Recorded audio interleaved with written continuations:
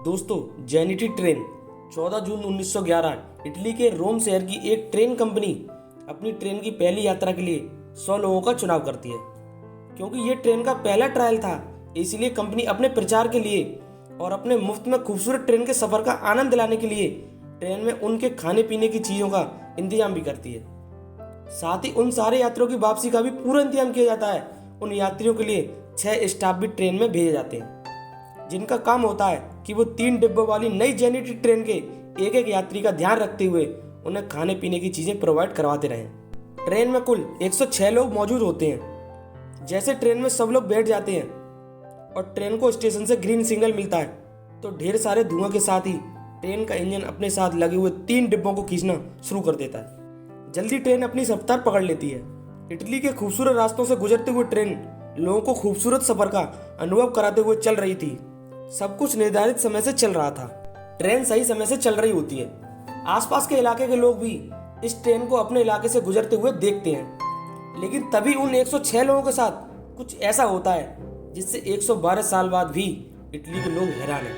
Train अपनी रफ्तार से अपने लास्ट स्टॉप के लिए आगे बढ़ रही होती है कि रास्ते में लंबाड़ी टनल आती है। ये टनल करीब 1 किलोमीटर लंबी होती है और यहीं इस टनल के आने से पूरी कहानी की खूबसूरत तस्वीर में डर और हैरानी का काला रंग भर जाता है। वैसे आपको बता दें, ये टनल बहुत वक्त से इस्तेमाल में आ रही थी, इसीलिए इस टनल से होकर गुजरना ट्रेन के लिए कोई अलग बात नहीं थी। इसी बात को ध्यान में रखते हुए ट्रेन पूरी शान से टनल के अंदर एंटर करती है। लेकिन दोस्तों, अब अपने कान खोलकर सुनना, ये ट्रेन टनल के एक सिरे से एंटर तो होती है, लेकिन टनल के दूसरे सिरे से बाहर नहीं आती और यहीं पर पूरे इटली के होश उड़ जाते हैं। करीब 1 दिन का समय निकल गया। 106 यात्रियों को लिए हुए ये 3 डिब्बे वाली एक जेनिटी ट्रेन अभी भी लापता है। कंपनी के लोग अपनी जानकारी के हिसाब से ये बता रहे होते हैं कि उनके पास ट्रेन की आखिरी लोकेशन लुम्बाड़ी टनल ही है।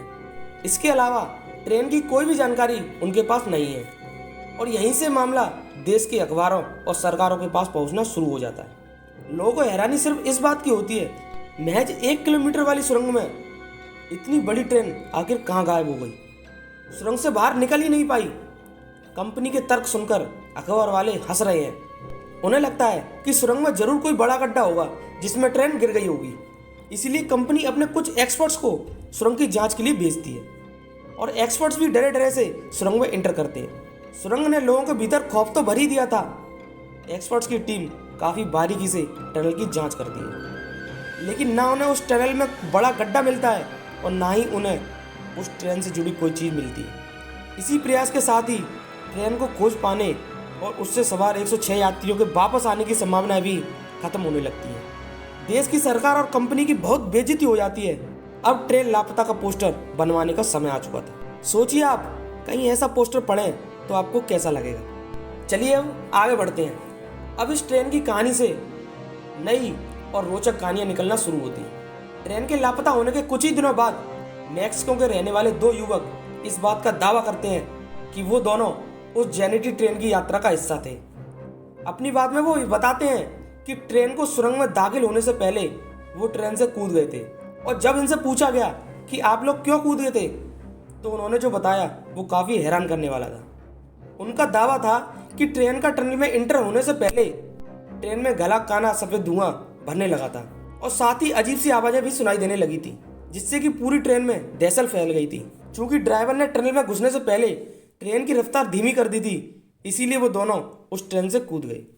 लेकिन कूदने के दौरान उन्हें काफ़ी चोटें भी आईं और वे वहीं बेहोश पड़े रहे। इस वजह से उन्हें कुछ नहीं पता कि ट्रेन के साथ आगे क्या हुआ था।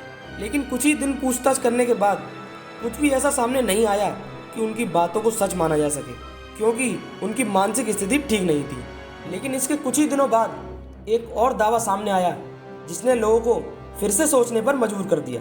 ये दावा था मैक्सिको के एक डॉक्टर का, जिसने बताया कि इस हादसे के अगले दिन उनके यहाँ 104 लोग इलाज करवाने आए थे, जिनमें सारे के सारे मानसिक रूप से बीमार थे। डॉक्टर ने यह बताया कि उसने ये जानने की काफ़ी कोशिश की कि इनके साथ हुआ क्या है, लेकिन ऐसा करने में वो नाकाम रहे, क्योंकि उन सब की हरकतें इतनी अजीब थीं कि कुछ समझ ही नहीं आया।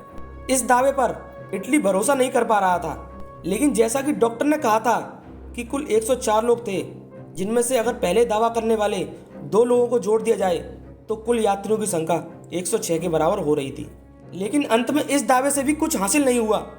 समय के साथ लोग इस ट्रेन के हादसे को भूलने लगे थे और इसी के साथ ये हादसा एक गहरा राज बनकर रह गया। लेकिन बाद में इस ट्रेन से जुड़ी कुछ ऐसी बातें सामने आई जिसने हैरानी का लेवल और बढ़ा दिया था। जैसा कि इस ट्रेन को अलग अलग समय पर अलग अलग जगह पर देखा गया था, जिसमें यूक्रेन, रसिया, मैक्सिको और इटली के कुछ शहर भी शामिल थे। इसको देखने का दावा करने वाले लोग जिस तरीके से इसका हुलिया बताते थे वो बिल्कुल जेनिटी ट्रेन जैसा होता है। इसी तरह एक और बात इस ट्रेन के बारे में सुनने को आती है जो ज़्यादा ही हैरान करने वाली है, लेकिन इस बात से इस ट्रेन की गुत्थी कई हद तक सुलझती हुई नजर आती है। हुआ कुछ यूँ, मैक्सिको में बिल्कुल ऐसी ही ट्रेन यानी जेनिटी ट्रेन के देखे जाने के बारे में कहा जाता है और वहाँ साल 1840 यानी जेनिटी ट्रेन के जन्म से करीब 70 साल पहले ही उसे मैक्सिको में देख लिया गया था। अब आपको लगेगा कैसे ये दावा चीज़ें साफ करता हुआ नजर आ रहा है। बात यह है कि मैक्सिको के दावे के बाद एक्सपर्ट्स ने भी वही सोचा जो सोचना चाहिए था। उन्होंने ये बात कही कि इस टनल में घुसते ही ट्रेन स्थान यात्रा को छोड़कर समय यात्रा पर निकल गई। इसी वजह से उसका कुछ पता नहीं चला और वो टनल के बाहर कभी निकल ही नहीं पाई। और यही कारण था इस ट्रेन को 840 में मैक्सिको में देखा गया, क्योंकि मुमकिन है कि वो टाइम ट्रेवल करके पास्ट में चली गई हो। दोस्तों, आपको क्या लगता है आखिर ट्रेन के साथ क्या हुआ होगा?